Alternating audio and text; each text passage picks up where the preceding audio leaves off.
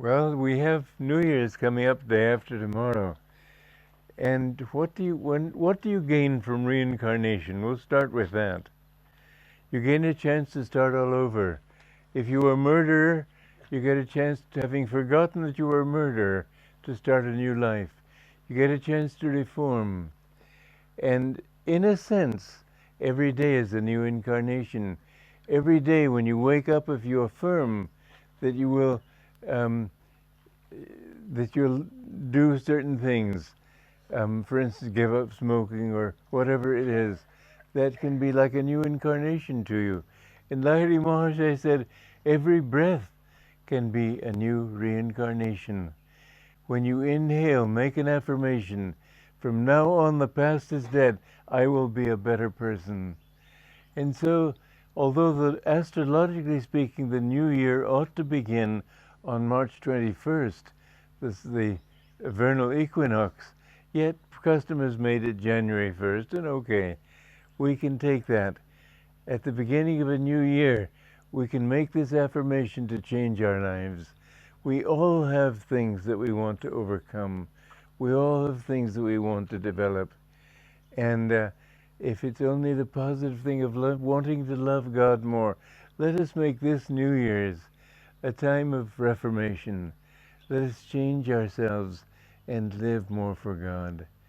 This year does not promise to be a good year, I'm sorry to say.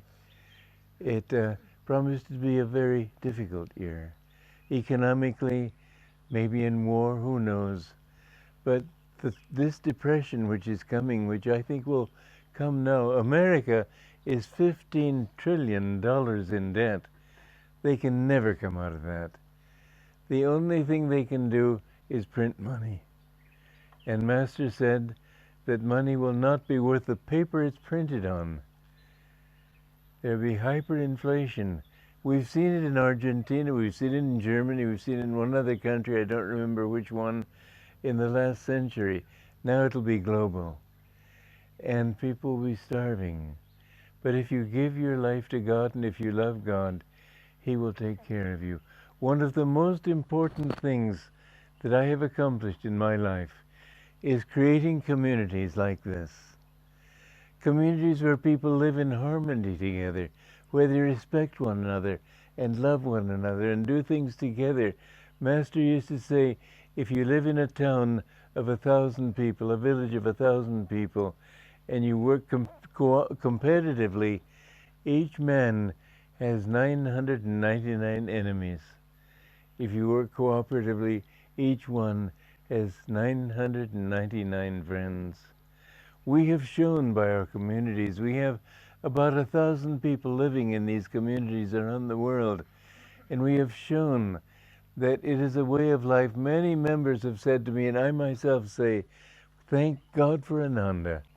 It's a way of life where you feel that you've got friends with you, and together we can do things which we cannot do if we do it only alone. Many hands make a miracle. Ananda is a very important thing, but socially it's a vitally important statement, because in time of depression, people need, I tell people buy gold because gold won't devaluate like paper.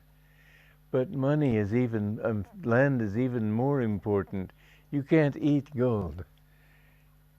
You can't eat the food that you grow on land. I beg you all to keep this thought in mind, because it's very vitally important, and you will see it coming in the years, in the months to come. There will be great need for communities like this, and one community in India can offer an example to communities all over the country. I would love to see villages spring up in India where people live together and live for God, and make them ashrams like the old ashrams of the Vedic times, when people were not necessarily renunciates. They may have been married, they may have children, but they lived for God. And if you have villages like that, it can change the whole face of India. The reason for this depression is greed. People think in terms of what they can get, not in terms of what they can give.